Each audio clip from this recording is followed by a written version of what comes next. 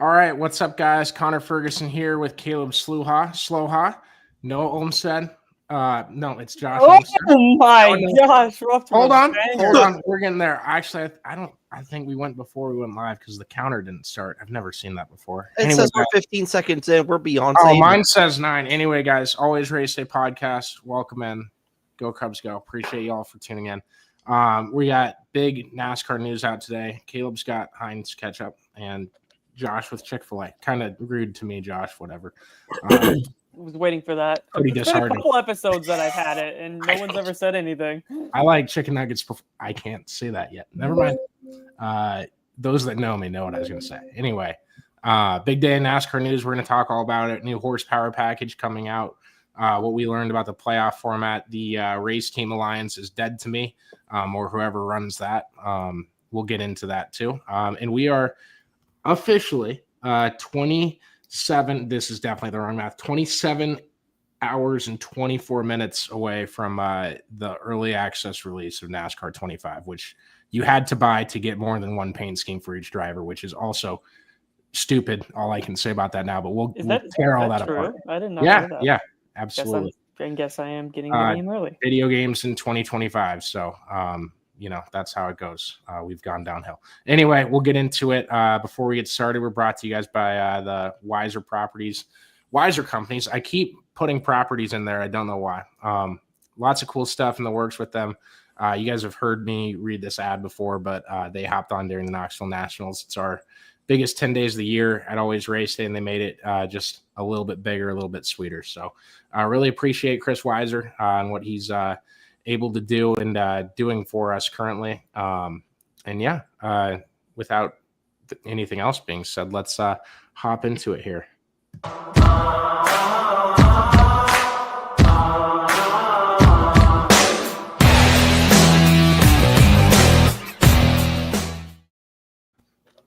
All right, Caleb, Josh, how we feeling? Noah's eating stir fry. I can't with you people. Honestly, what is this? You're already pissed off at us. Why are you mad? Because we come back from the intro and Josh is just like, and freaking Noah. There's nothing annoying about it until the noise that you just made. I promise you. Noah just randomly disappears and comes back and is shotgunning a Mountain Dew. I literally told you before we were getting going. This is a fun show. We're having fun here, and you had $100 offer. I was going to give you guys. This dude, no sugar. This dude took his beer and tapped the camera in celebration 10 seconds in, and you're mad at us for having a sip? That one. Yeah, that was the dumbest thing. You come back from a hyped up intro and Josh is. I didn't hear a damn thing. There was like, here's 10 seconds for you guys to gather yourselves, and we came back looking worse than we did before. I mean, good God. It's all good. Anyways, fun here. Is it? Anyway, we do have fun here. You guys were going to get $100 if you listened to the podcast last week and showed up to my house on the Daytona 500 with snail races. We left Wednesday night. Okay. You've had since Thursday to listen to the hour of audio. The offer was there if you listened to like an hour at the hotel. I actually took the offer away at the end of the show. I went back and listened to it. It's too bad. It's so sad. Not to mention, we talked about Pepsi and Jeff Gordon and I could only imagine the random ass topics that you guys. We had fun. It was a great show. It was the best vibe show we've had for sure. Noah, it was fun. It's great. Yeah. It would have been even better with you guys there, and it would have been great if you had listened. I was going to tell Noah said that reeked of like we didn't burn the house down when you were gone. We didn't have a party. I don't know what you're talking about. We can start at the top. Let's get into some news. Shane Van Gisbergen wins at the Roval. Pretty much dominated. Definitely some. Kyle Larson made it close. Christopher Bell made it close, but it was all SVG. What do you guys think of him taking? Is that 5 this year? I'm a little upset because on my Grid Rivals bet that I had, the SVG line was set at 1.5. So I said, surely all he has to do is not win. And so I took the worst 1.5, and yeah, that's how I feel about that. I talked with Josh. I basically had said, like, if the Roval is ran early in the season, I don't know if he pulls off the win, just because, like, with the oval part of it and, all that stuff, like, maybe he doesn't, do as well. But now that he's basically had, 3/4 of a season to practice on the ovals and stuff, I think that definitely made him a strong candidate for being able to pull that off as well. I'm really sick of how they're talking about him on the broadcast, because he is very much so the best road course racer in the world. He's way better than Verstappen. He's way better than Alex Palou. Neither of those guys dominated road courses in their series like this guy dominated them this year. And this from a guy who didn't even know he existed. I actually have a podcast question that we're going to dive into in a second. That's going to piss a lot of people off, namely you. But this guy is elite at road courses. Just astronomically, really, really good. Actually, we'll get into the question now because I'm not going to come back to Shane. But do you think Shane Van Gisbergen is a star? Because there's 12, 13, 14, probably 15. I don't want to go that high. There's so many guys in NASCAR that are bigger names than SVG. I don't think he's there yet. And I don't think our star in what sense? That's a good question. I wrote it and I don't know. Are any of our drivers stars? Yeah, that's what that too. But I mean, I would say like a name that, has, you can't really benchmark it on fans. You could do social followers. Yeah, please don't benchmark it on fans. Half of them can't pronounce his name. That's why he's SVG. Yeah. It was my buddy and I were talking, and he's like, yeah, he's a star. Come on. Won 5 races this year. He's done this. He's done that. And I'm like, yeah, but I mean, how many people know like Ricky Stenhouse Jr.'s name and they don't know SVG? That's Daytona 500 winner, Gregson Stenhouse Jr. to you. I know. I mean, I think I'm well aware. I'm actually probably the wrong. That's probably the wrong name to bring up because I'm around those people that would know of Ricky because he owns a sprint car team and not SVG doesn't. So I definitely think in the realm of like the NASCAR world, SVG is a star, and I mean I would put Zilich in there as well. I'd put Zilich in that. I think the international crowd's going to be on the SVG side as well. So like, it feels like that crowd hasn't gotten behind him. I don't know why. I could just be completely. It could be them not getting behind NASCAR either, but well, then that's a whole separate thing. I feel like that. Like, it's probably because we didn't race anywhere overseas besides Mexico.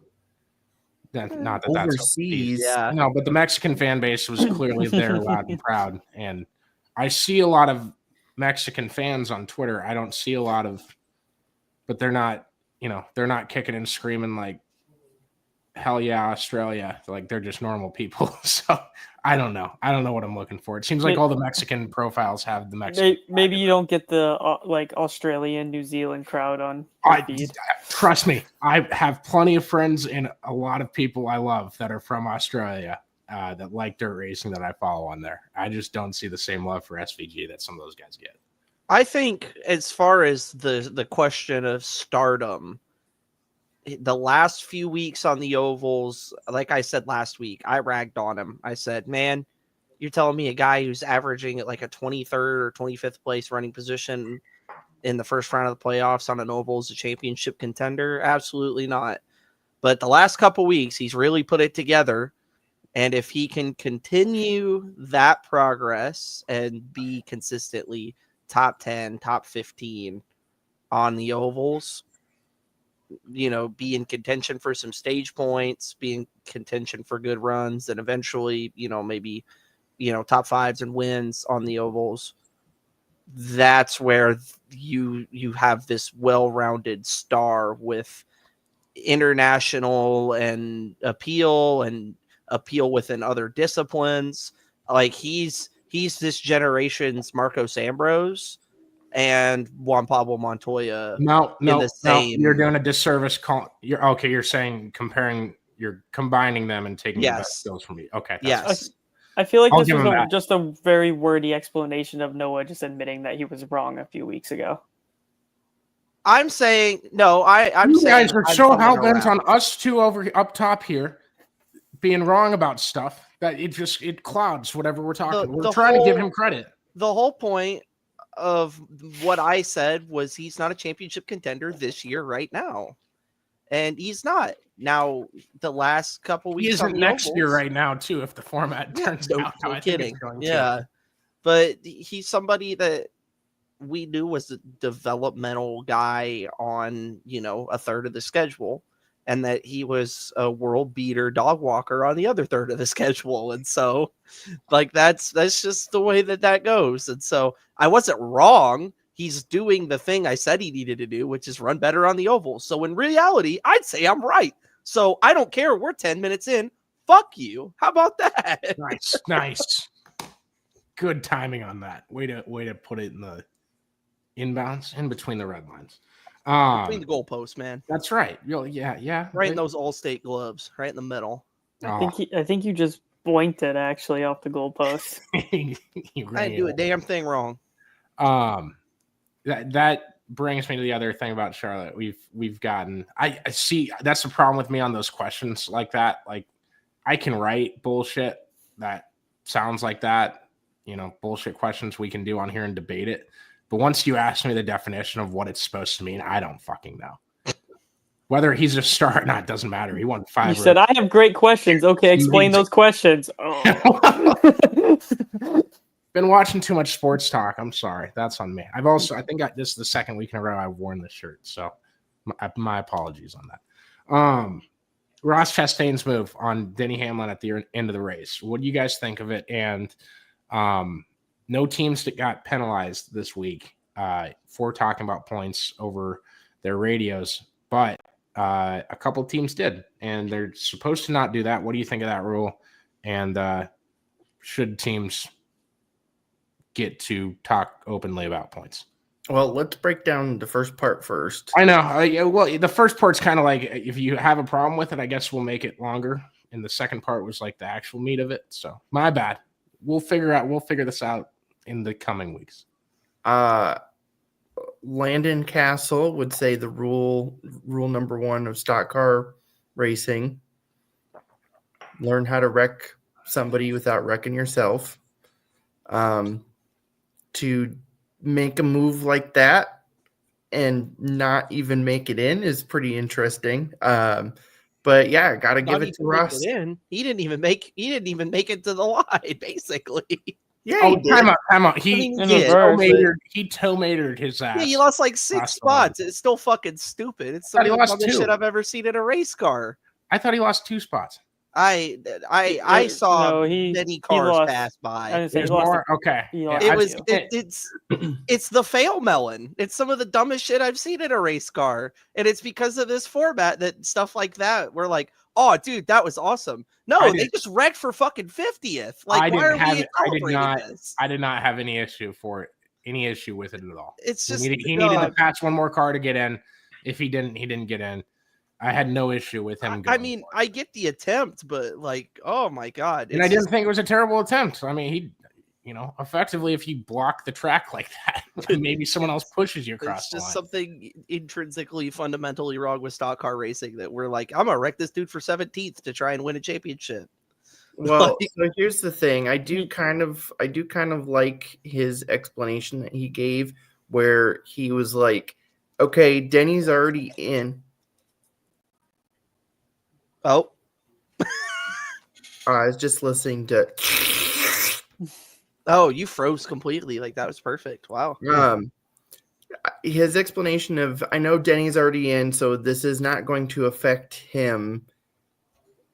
And he basically said if it was, him versus Logano, he'd really have to think about what he would do.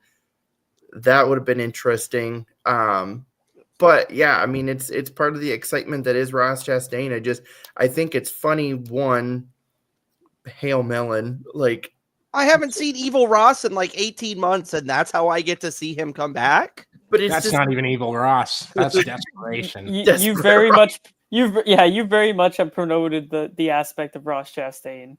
Ross Chastain right now is like, I love Evil Ross. I just think it's just something fundamentally wrong with the way things are. That's what we're like.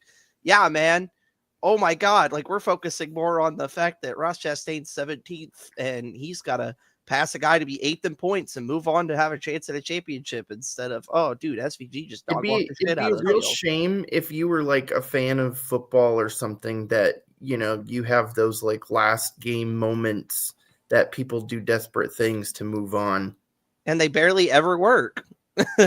Stupid shit happens there too. But they still happen. Yes. And they're organic. Not forced every year. Game 7 moments are not special just because you make them happen. I would argue that they're forced because the statement that is mentioned all the time is, can they force a game 7? Force. Can they? Not. Can Chastain pass Hamlin? He's in game fucking 7 right there. That is his game 7. This is race 6, idiot. Dude, we're like, come on. Like this is what we've come to. A chance we'll get to move on. I laughed. I wasn't even like, oh wow, that was cool. I just laughed because I was like, wow, this is racing right here. Well, I hated the Hamlin quote that said he'd have to think about it. That's such bullshit. Yeah. Inherently. If you had a choice to go up against the defending NASCAR champion in Joey Logano, or Ross Chastain, who's like a neutered Rottweiler right now, came out of his career, he was biting everybody on the track, running into people, just causing chaos. Hasn't done that in 18 months. They cut his balls off. That's what happened. They gave his balls to Carson Hocevar. And, you know, for better or worse, for where those guys are, I'd rather face Ross Chastain in the round of 8. And it is a complete failure by the crew chief of the 11, Chris Gale, to not tell him what the format was. And if you can't figure out a code to tell him that with that, like, first off, the rule that they can't talk about points on the thing. That's the biggest travesty. That's bullshit. That's fucking stupid. It's absolutely stupid. All you have to do is say, like, Ross is Tulane right now, but if he gets by one more car, he's going to be Alabama. And there you go. NASCAR will never be able to figure out something like that. He didn't say anything about points. They were telling Bowman, be easy on your tires here on the last lap when he was going to pass Ross. NASCAR will figure everything out. It doesn't matter. I think NASCAR knows and chose to not penalize him, but it was in code. So if I did that and you came to me and said, like, you figured out my thing, but you couldn't figure out that, I'd look at you and call you stupid. I also think that we should live in a world where Denny Hamlin has to think about, should I pass this car on track because it gives me an easier path to the championship? Like, he should just be able to pass the guy because it's his fucking job. Like, I'm a little torn on this rule for the sake of, if you are Ross Chastain, you should be able to talk about the point situation. But if you're just someone that's not even related to the situation, I feel like it shouldn't matter. No, rules for thee and not for me. No. Just how about this? There's no rule for it, and if you manipulate a race, you get sent to fucking NASCAR Guantanamo like MWR did. So like that's what gets to happen. You fuck around and you find out. We already went past that because they could have penalized people after Martinsville and they didn't. So. I still to this day think that was bullshit too. So. That's all they had to do. They didn't have to make a stupid rule that said you. No, all you have to do is make an example out of the people that are actually being stupid instead of then not enforcing it. Like, yeah. And I'm not doing this. So like, I didn't want them to enforce it. That was a good thing on my side because like one wrong turning into 26 wrongs in forms doesn't make anything right. In forms of bad penalties or warning teams to not do something that they should be able to do. That doesn't make it better that the other 25 teams got penalized for it. It would be not having that, obviously, and not ever penalizing it is what should happen. So I don't know. Are we good on that? Do you want to get to news? I mean, I'm not good on it, but we could be done talking about it. Yeah, that's how it goes. God damn it, I lost. Okay, hold on. We're getting there. Caleb, read that ad I sent you. What ad? You don't chew Big Red, then fuck you. I didn't send you that. I just wanted 5 seconds. Okay, we'll go to this one next.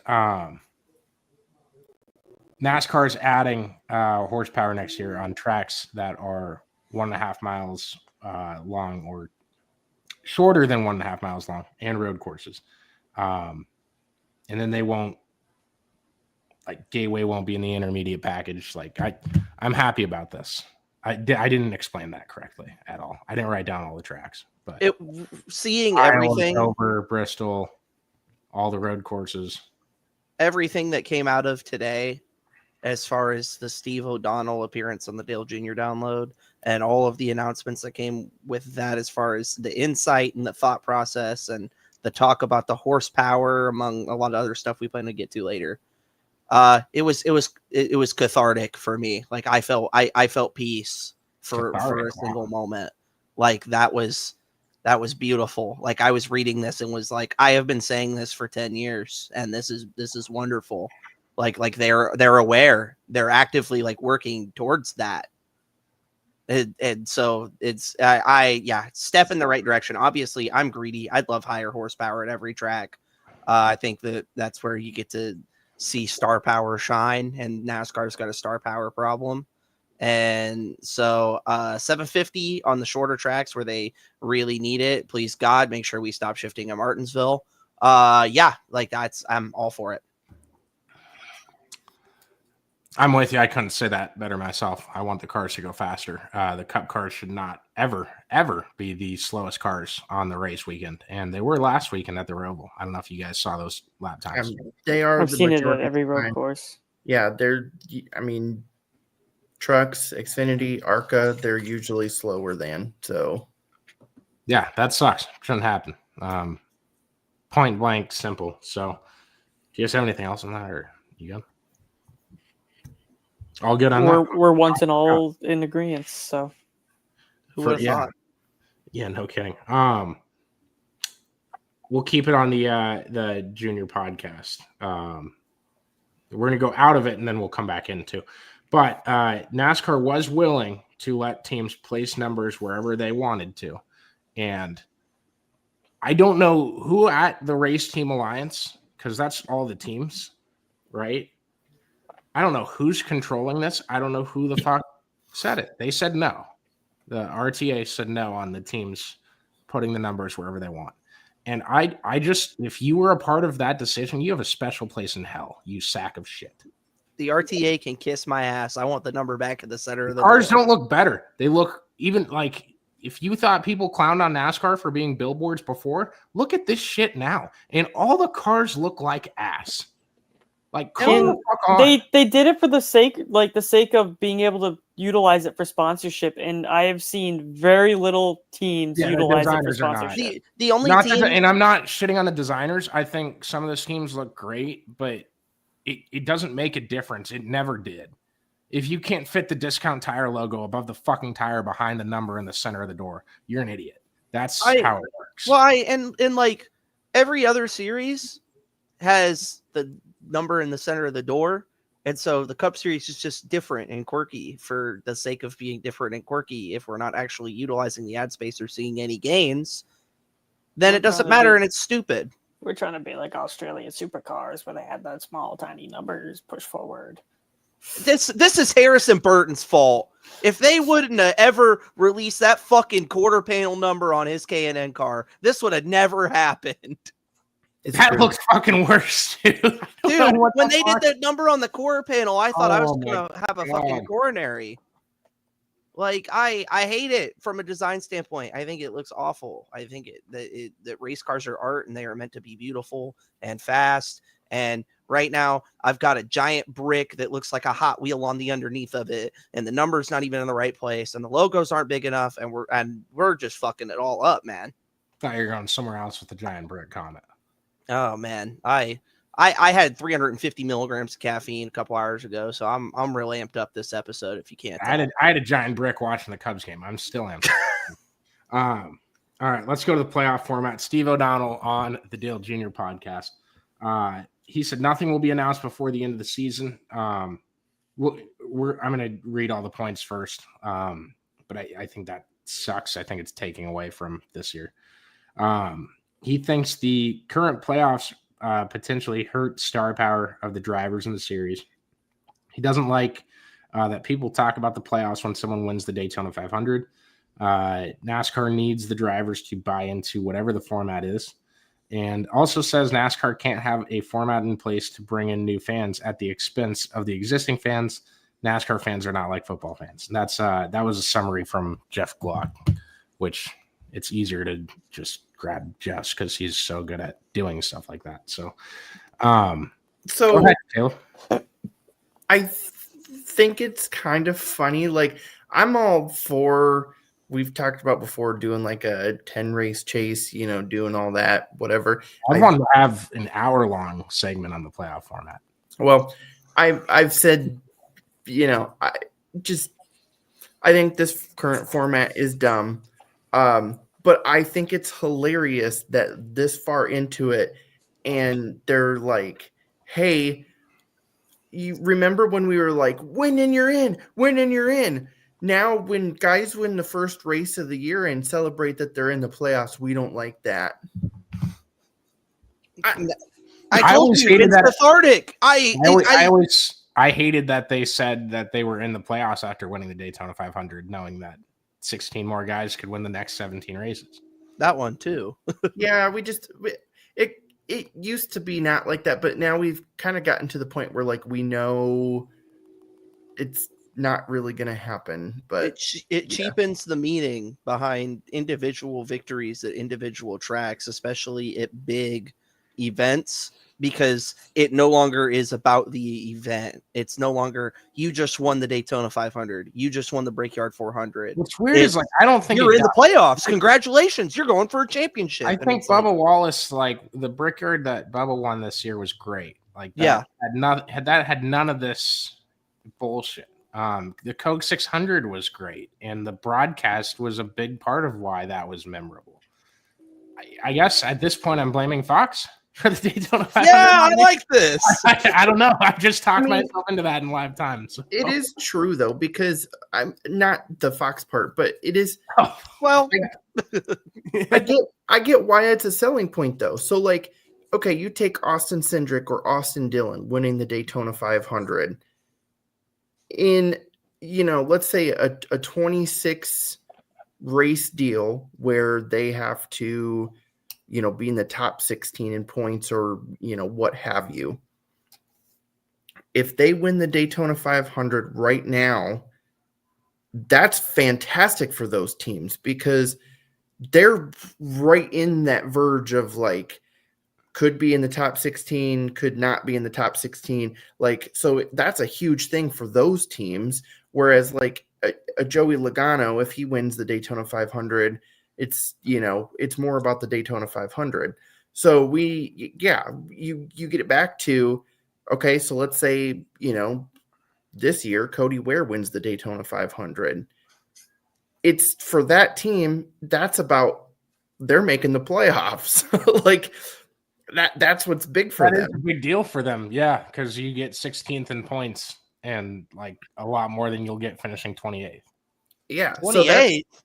I'm sorry. 28th, 34th, baby. Yeah. You go back to, okay, it's the top 16 in points or, however you kind of figured that out and narrow it down. Then next year, when Cody Ware wins the Daytona 500, he's ecstatic about the fact that he just won the freaking Daytona 500. And they know that they're probably not going to make the playoffs. Like, you're saying like that'll take away from it. Yeah, I mean, if you make it so it's not just, but they did it to themselves. Like they're saying they're mad because it's a win and you're in format, but that's what they wanted. So I mean, you kind of take that away, and yeah, it gives more meaning to, going out and enjoying the Daytona 500 win because hey, we're still probably not going to make the playoffs, but we just won a big race. I just don't think their hearts are going to be.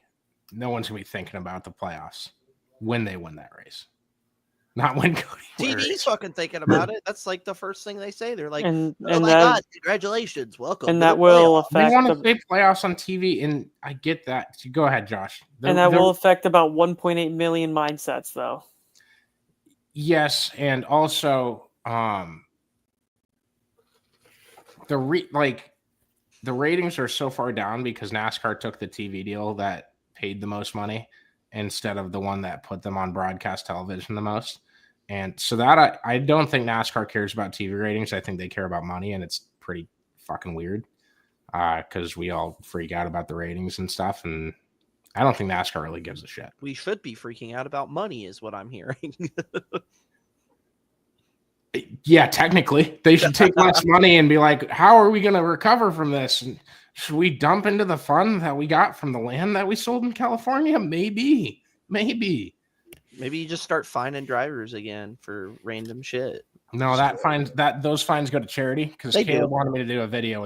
It was going to be a really cool idea, and I had this whole rant planned. Then I found out the fines go to charity, and that was not going to work with the rant I had. Yeah, Connor basically wanted to, I was going to shit on charity. He was going to come on the podcast and be like, fuck them kids. I was like, I don't know where it goes, but it's not funneling straight to me, so I don't really give a shit. And yeah, charity. Yeah, no. We do love charity at Always Race Day. I just want to make it clear. Pro charity podcast over here. Yes. Oh man. What were we talking about? The playoffs winning. Yeah, thank you. Yeah, okay. I don't know. I think the momentum is going towards. It's going towards 36. It won't get all the way to 36. I can see them putting out something like the old chase that was 10 races at the end of the year. I think we should, because otherwise, if you go to a 36 race format, you're just going to be. Look at what IndyCar was. Look at how ARCA kind of ends up. Like you. No, stop. ARCA and fucking. I saw fucking NASCAR fans comparing Corey Day to William Sawalich the other day, and I won't. I'm still pissed off about it. I just needed to mention that and get it out of my system. Okay. I don't really know what that has anything to do with what we were. ARCA is in the way Fox handled their end of their season, not mentioning the ARCA East champion on the last race. The fucking idiots, Fox again. But the IndyCar championship, despite being wrapped up with 2 races to go, was still an electric race at Nashville. Where he said everything. Alex Palou was doing donuts in the grass. Joseph Newgarden went up and kissed a baby in the stands with his helmet on. Everything. Okay. That had the 17 race format for that was fantastic. I don't see any negatives to it. ARCA, completely different thing. Like it's single A racing. Well, the problem with ARCA is there's like 2.5 competitive cars. If I'm sure if there was more variability in finishing positions. I watched the full ARCA race at Bristol this year, and I've watched far less ARCA the last few seasons than I have previously. I'm thankful now I get to watch more ARCA. But yeah, I didn't know who was in what car. It was awful. It was bad. They need to fix that series. They Brad need Smith finishing 4th in the points. Okay, we're not shitting on Brad Smith on this podcast. I'll tell you that. Him and Brad Keller are 2 of my favorite athletes. I'm just saying that is very related to the situation that you're talking about, where I know. only have 4 full-time guys and you're just cycling drivers. Caleb, I'm right. sorry, I cut Caleb off on his point because you compared ARCA and IndyCar, and 2 totally different reactions. Would you rather have him compared to F1, how they already crowned a constructor championship with 7 races left? Yeah, F1 also has an average running position problem. You can't be like the format stupid when if I finish 11th and I finish 24th, I get paid the same amount of points. That's dumb as fuck. That's already a stupid format. And it's different. It's dumb and it's different. Yeah, I should have said that first. Josh baited me into that. This is not fair. Cubs won a fucking baseball game tonight, and I'm here defending this. Caleb, go ahead. I don't know. I forgot what I was talking about. Oh God, here we are. All I can say is all of the things that I heard today, with the exception of the RTA thing, which is going to be on the race team's shoulders and not on NASCAR's. I have been extremely encouraged by. I have really appreciated hearing it. It sounds like for the first time in my lifetime, they're listening to feedback and going, hey, let's maybe try these things that people have been asking for. And it's very encouraging. It feels like, even if this is just a moment in time in otherwise bleak reality where money's the only thing that matters, it does feel like I woke up in this alternate bizarro world where we do care about the fans and their opinions, and we're not just saying you guys are wrong every time we make a public statement. Usually, and that was nice. Anything, they just look the other way. Yes, so that was nice. I appreciated hearing all of that. I'm with you. Last thing as far as excuse me, news from today goes. NASCAR and 2311 Front Row Motorsports, their lawyer at least, is going to meet for a settlement meeting. Hopefully trying to get the issues resolved on October 21st. That is a Tuesday. It's my birthday. Really? Mm-hmm. It's Caleb Slowhaw's birthday? Is that right? I don't know what you're trying to tell me. Josh, what's Caleb's birthday? Exactly what he said. Yeah, okay. I don't think it's October 21st. Why are you trying to fool me on when your birthday is, Caleb? I don't know. I just saw that date earlier, and I was like, I'm going to say it's my birthday. And my birthday is January 22nd. And just remember that Caleb really appreciates it when his friends remember his birthdays. Gotcha. I forget what I had for breakfast this morning, man. All that I'll do my best. All right, I'll go write it down for you, and I might go revisit. For him, it's for you. Well, yeah, it'd be for me. But right now, I'm not writing it down. I even already forgot what date you told me that was in October 21st. Caleb, your gift's coming in May. That's all I'm hearing. I do have a gift in mind for you. You're about to get it next week instead of in January, so that'd been on you. I'm not the lawyer guy. That's you guys. Anywho, the lawyer. Do you think they're getting this resoluted? I would say resoluted. I think we're trending in that direction. Feels like it. The way the messaging that came out today on the Dale Jr. download, that they wouldn't. I think that they wouldn't really be talking like that if they didn't think that they were in a good place mutually with the other teams. Which is interesting because I feel like just 2 weeks ago they definitely were not. Oh no, I don't disagree. I think that in this whole process, there's been a stream of feedback, and they've seen maybe some factions of the fan base, some factions of the industry that are like, yeah, fuck you guys. You actually don't listen to us and you don't care about us. So why the fuck will we even support you? And they've maybe heard a little bit of, felt a little bit of that. And some of what this is playing that optics game of getting people to go, actually, we do like NASCAR and love the people running it and think that they do have our best interests in mind. And so it's an optics thing for sure, I think. But do you think the statements from the teams, the other teams, play a part in that at all?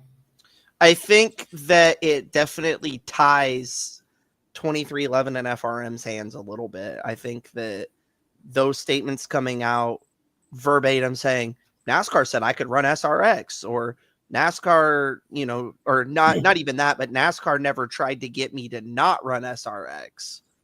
But what about the statements? Because almost every single one of those teams basically said, we signed the charter agreement because we'd be broke if we didn't. Yeah. That I feel like is pretty damning for NASCAR's side. I mean, I don't disagree either.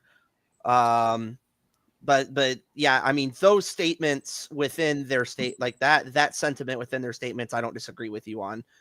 Some of the other stuff in there being fluff that's like, I want to see this sport survive is like, that's also a sentiment that I gathered from a lot of people was just like, I have like Joe Gibbs saying like, I want to take care of my employees and their families and, the members of this team. Like they depend on us like making money. It certainly seemed like NASCAR, weighed the team's hands and basically said, hey, like get screwed over or we're just going to take away the charter system if you don't sign this. And then it's not worth anything. And and that's where the fuck the team value came from. Increase. This is not the right wording for it. I apologize to everyone listening. The increased value of all the teams that they've seen in the last 10 years, which has increased dramatically, is just out the window, gone. And I assume all these teams are kind of running their teams based on, oh wow, this is worth a lot more now. And to lose all that, one is like screwed up, but two is, I'm surprised so many teams didn't go with 2311 in front row. I'm very surprised.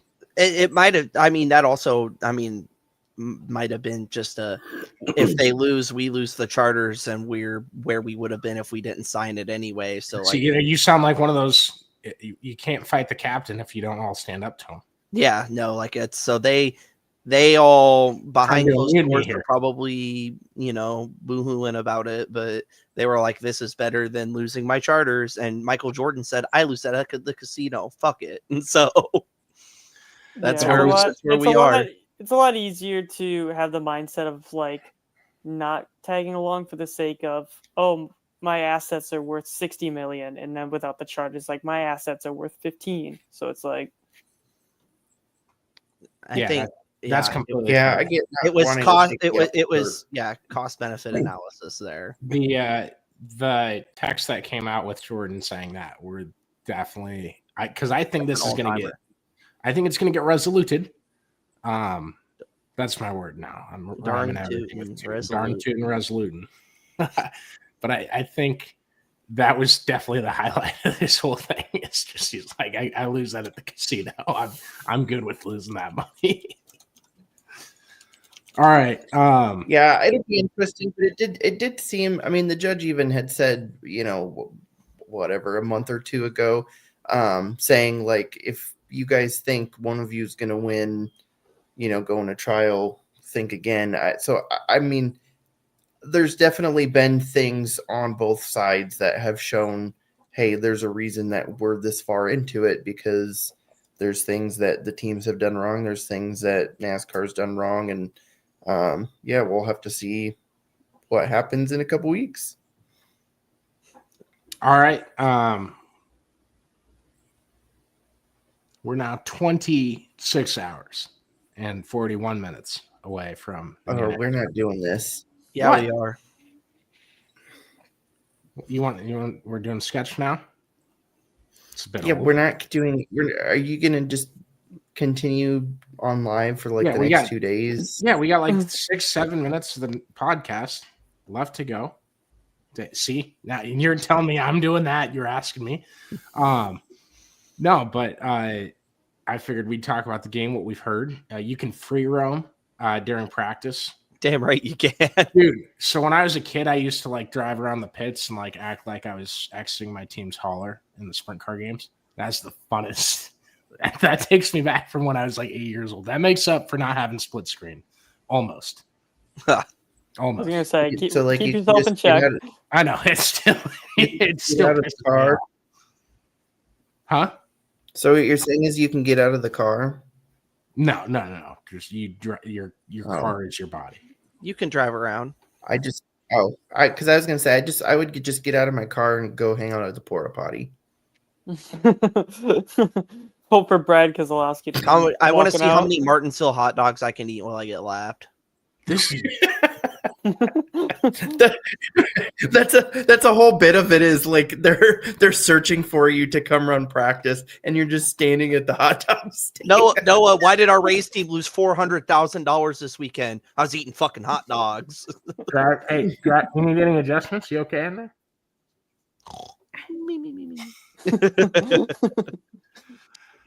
Taking a nap. Are you guys Um, gonna get? Are you guys gonna get it? Are you getting early access? What's Already installed. I already know how you know. We talked about this last week. For the sake of the extra paint schemes, I might. But I've also been on the cautious side of it.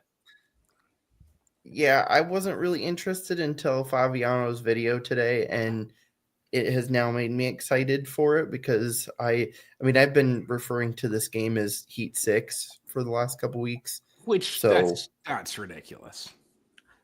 It's a miracle what seeing gameplay without baby assists on will do for the harder core racing fan as far as what they're experiencing in a game. Yeah, the stuff that we've been shown up to this point, I was like, it's kind of Heat 6. Like the racing games in particular, they're escapism, and they're a way for you to feel like you're driving a race car, you're owning a race team, you're doing all these things. It's wish fulfillment, and so being able to do these cool things is entertaining because we wish we were doing it, when we left the house at 9:00 in the morning. And so being able to drive the car. What? I don't have to lose money when I wreck. Yeah, no one loses real money. You don't get CTE. Like this is great. Okay. So yeah, no, I watching that, like just seeing how quiet he got at Martinsville, just getting into a rhythm. I was like, oh yeah, like this actually has some difficulty to it. No, Fabiano. Okay, I am still trying to commit to raw dogging this game. I like doing that. Yeah. All right. That's the podcast title. Connor likes raw dogging it. Yeah, well, yeah. For video game, like I like not knowing anything going in and being amazed by everything I'm seeing for the first time. Kind of what I'm doing. I don't want a YouTube guy to show me what up, because if I'm buying it anyway, I'm going to experience this, and I'd rather experience it for the first time myself, or like I'm staying home this week and we're not going to Lakeside just because of the leg thing, and I got PT tomorrow and Friday, but I'm going to sit there and experience it with my dad, and we're both going to play the game for the first time. And we can't fucking play together. Thanks a lot, iRacing. Fuck you guys. Would have been a wholesome moment. We're going to make a cool video, but not anymore. Not anymore. Yep, because that's what they wanted. They were like, man, I really the coolest part about every racing game ever made is that you and your friend can both play, and one of you goes forwards and races, and the other goes backwards and tries to wreck everybody. We're not 13 anymore, bud. We're not? I don't care. I'm a kid in how old am I? 27. 27-year-old's body. I'm absolutely still a kid. Yeah, I have a joke. Do not come after my maturity level. It is way lower than you think it is. Yeah, no. Anyway, the actual skinny here, like I am so excited for this game after seeing what I saw today. I'm still excited for it. I will be excited for it for the next 20 minutes. She is pre-installed, and I will be booting her up ASAP. Yeah, I will be sitting there at 11. I might call Noah tomorrow and tell him what I'm off work all day. It doesn't come out till 11 p.m. So I don't give a shit. We'll just sit there and talk about it. I might do the same. I'm gonna look at William Byron and Ryan Blaney and Christopher Bell on my TV screen. Josh, let's talk this next segment. Me and Josh are going to talk about what it's like to have jobs. Okay. I have a job. I just happen to be off tomorrow. No, I am excited. Money as you, I promise. But you're probably way happier. After seeing the video today, I'm excited, and now I'm like, oh, maybe I should do the pre-order thing. But I'm on it right now. So this is the pre-order thing. Like I think it's bullshit that you're charging me $20 to get a feature that all the games of all time have just had up until NASCAR Heat 1, 2, 3, 4. Yeah. Modern day video games suck. I hate this bullshit that you got to pay extra money to get features that are already in there. But at the point where you're paying $60, what's another $20? And then I get to play it 3 days earlier. It's not a physical disc anyway, which is also stupid. And then I get all the paint schemes. Like I want them. I'm a paint scheme guy. I'm Make gonna them buy unlockable. that anytime. Force me to Well, play the game then with you. but then they wouldn't make direct money from it. Well, damn. I know. I'm on it. Yeah, I know. I'm It's currently it's a on it right shame. now. It's an actual shame. Also, the developers are given way too much leash at the same time. Like, this game should be ready to go when it releases tomorrow. There should not be a glitch in it. There should not be things that are wrong with it. It should be ready to go and good to go. I They can't wait moved it back to already. can't wait to have the pit road glitch that like sends me underneath the race. Oh, track. there's going to be something that pisses me off so bad. I'm going to let you know.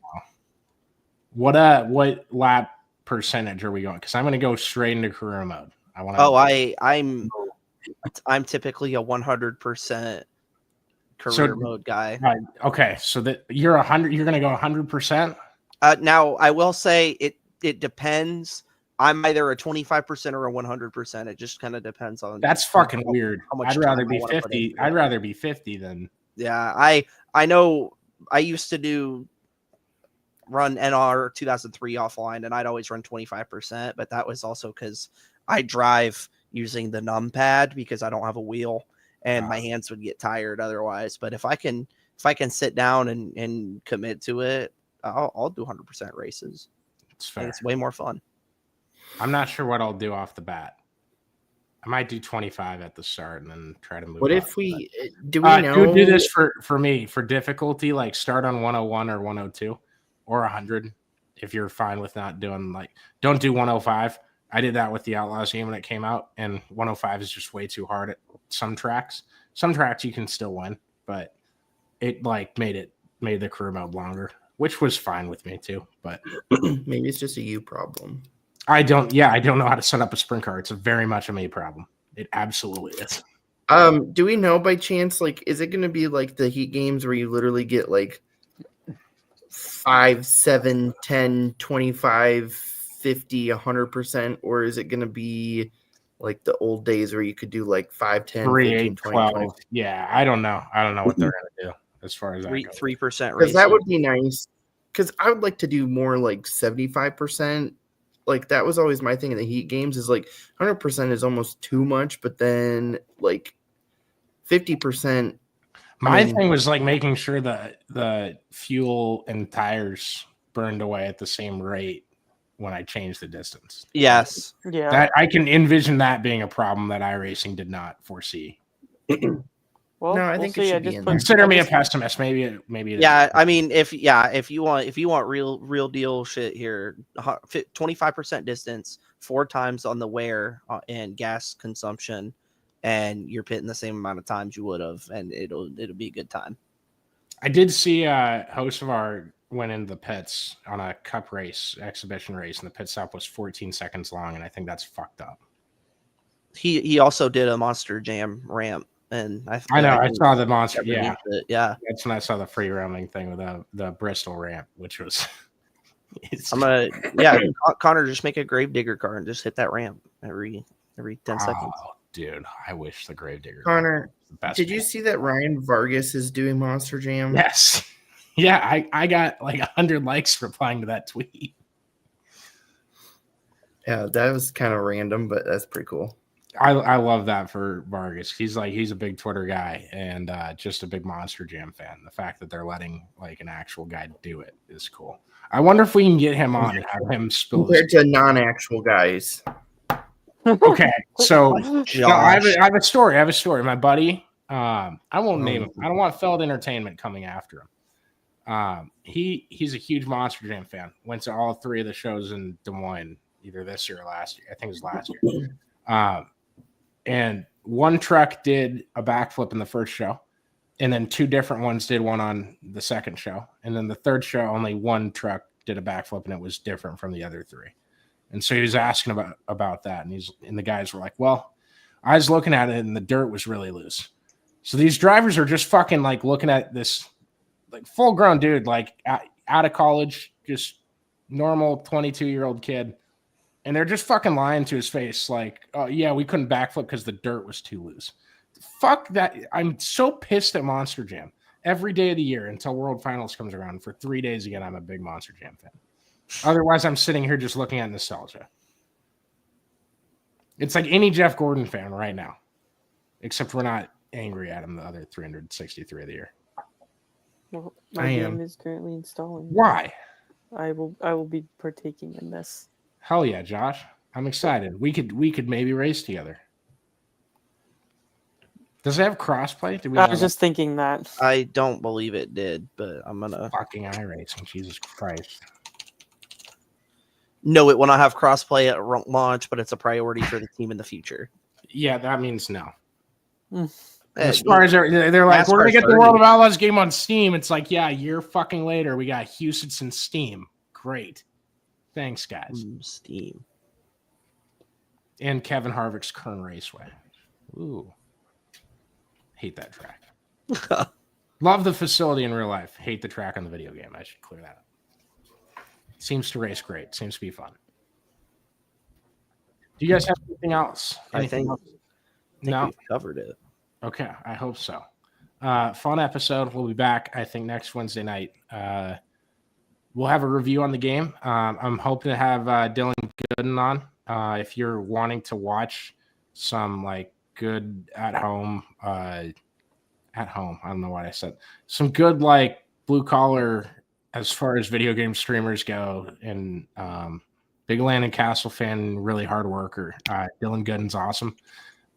D Gooden 24 is his YouTube, and hopefully we're gonna have him on next week after everyone's played the game for a bit, and we'll talk about that. So otherwise, thanks for tuning in. We'll see you guys next week, and enjoy this weekend. Should be where are they racing next? We're racing in Las Vegas. It's Yes. Vegas. Okay, that's what I thought, because I didn't think it was day. Okay. Enjoy Vegas. Should be a good race.